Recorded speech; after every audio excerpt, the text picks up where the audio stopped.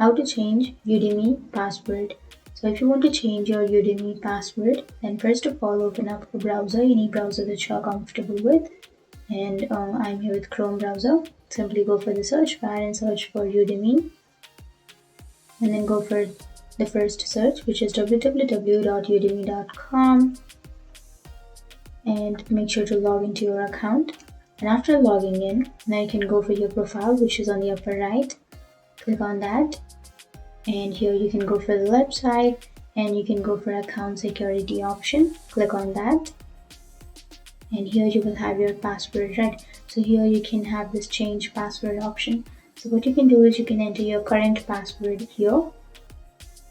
And then you need to enter your new password on this blank.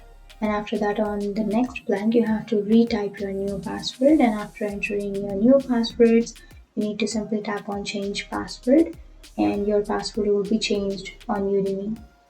So that's it. It was that easy to change your password on Udemy. And if you have any questions, feel free to comment below.